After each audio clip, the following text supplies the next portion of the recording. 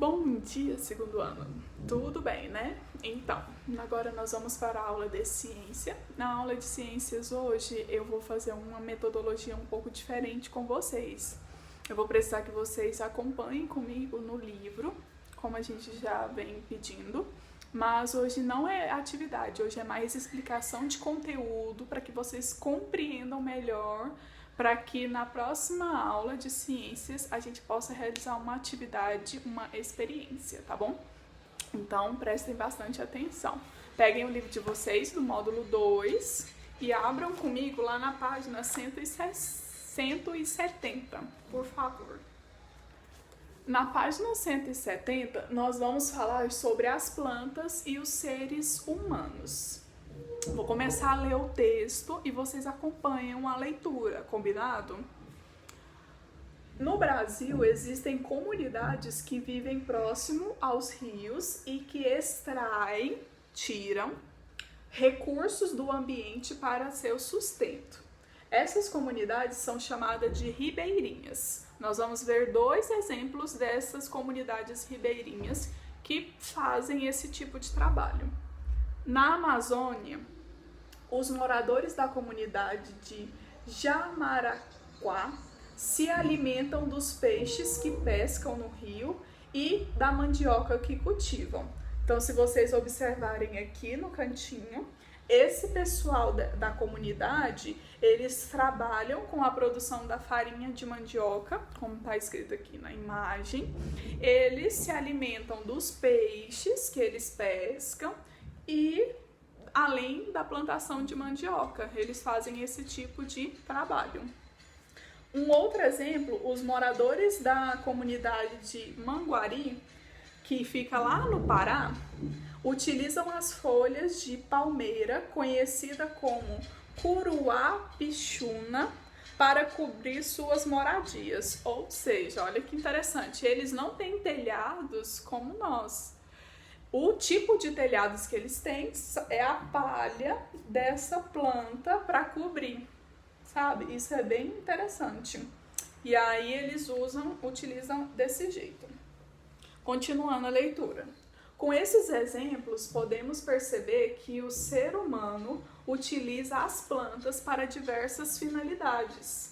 Quais são essas finalidades? Para alimentos, bebidas, roupas, combustíveis, móveis, entre outros produtos. Podem ser feitos a partir de parte de algumas plantas. Muitas vezes, o ser humano extrai da vegetação nativa do ambiente as plantas de que precisa. No entanto, também cultiva plantas para obter os materiais de que necessita. É o que veremos a seguir. Então, só para vocês compreenderem, o ser humano ele tem essa habilidade. Por exemplo, ele vai plantar o pé de tomate.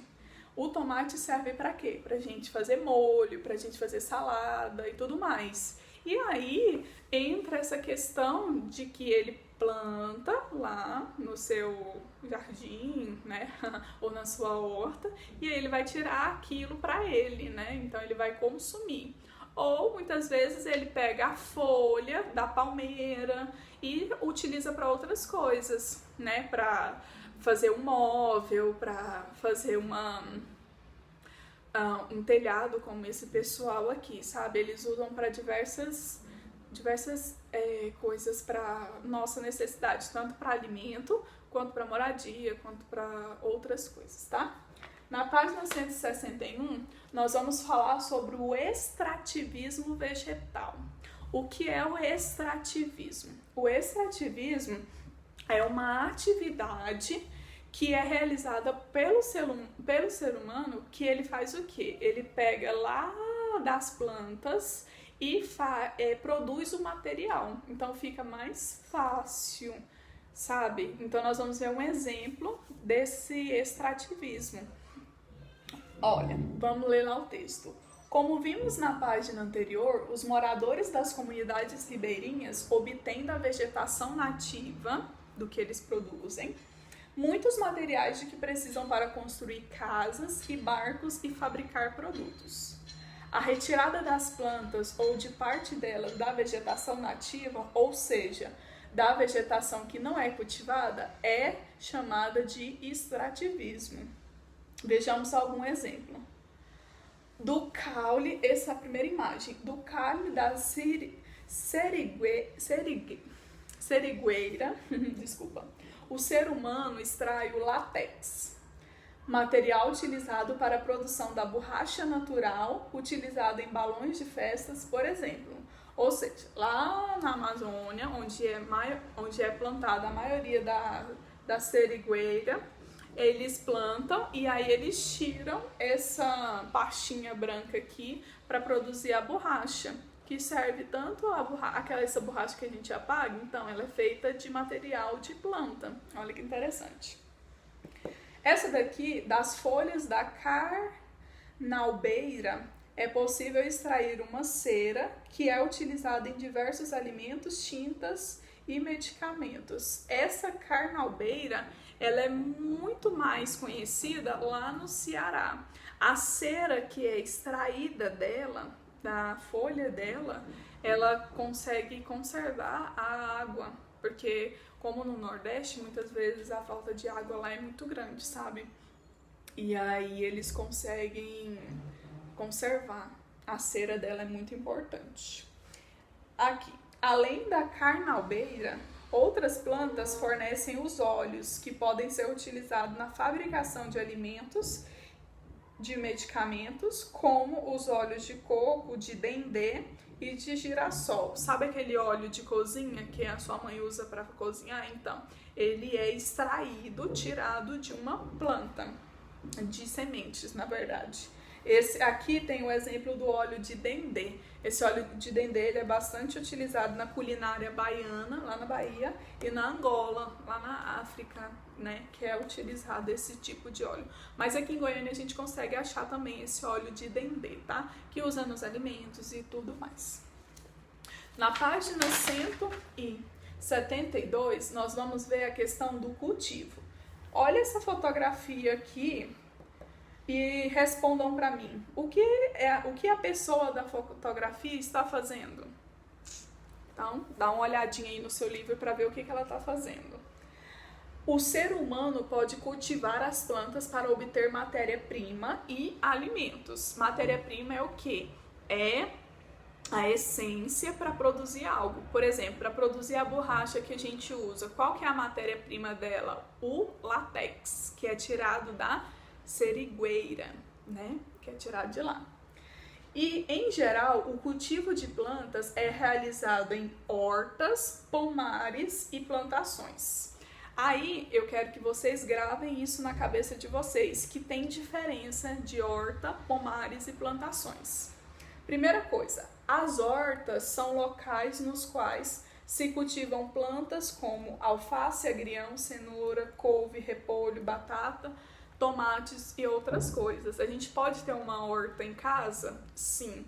Eu vou passar para vocês uma musiquinha para que vocês gravem na cabeça de vocês o que é uma horta, tá bom? Então vocês ouvem lá. O nome da musiquinha é A Horta do Seu Lobato, tá? É bem legalzinha ela. E na próxima imagem, nesse quadrado aqui rosa, temos os pomares. Os pomares são locais onde se cultivam principalmente plantas frutíferas, como a laranjeira, a macieira, o limoeiro e a videira. Os pomares também pode ser a jabuticaba e tudo mais. Eu também vou passar uma música da Palavra Cantada que se chama Pomar e ela também explica. E é bem de forma bem simples para você entender o que é o pomar. Essas duas diferenciações é importante, porque são diferentes. A horta ela tem uma utilidade e o pomar tem outra. E uma coisa bem interessante é aqui embaixo na palavra videira. A videira dá que tipo de fruta, você sabe? Dá a uva. Mas, se você prestar atenção, lá na música da Palavra Cantada também vai falar sobre parreira. Ué, parreira também dá uva? Sim.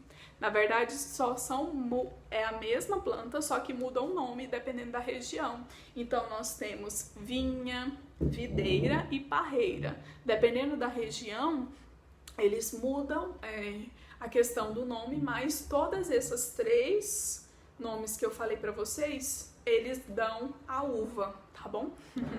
E aí é bem interessante. O limoeiro dá o quê? Dá limão, né? A bananeira dá a banana e assim por diante, tá bom? E só para finalizar, essa foi uma questão mesmo de vocês compreenderem o conteúdo de ciências e ouçam as músicas, aprendam e vejam essa diferenciação, tá? Sobre as plantações que eu falei aqui para vocês, na próxima aula eu vou explicar bem mais específico, mas já adiantando, as plantações só dão uma forma, ou seja, elas só conseguem plantar uma coisa. Ou nós temos plantação de arroz, plantação de milho, plantação de soja, que é diferente da horta. Da horta a gente pode pegar pequenas coisinhas, né, pequenas, vamos supor, lugares e fazer aquela horta, né, com várias coisas. Da mesma forma o pomar, né, o pomar pode ter diversas árvores de diferentes frutos, mas já a plantação não, tá? É só para explicar para vocês, mas na próxima aula eu explicarei com mais detalhes, combinado? Um beijo e até a próxima aula.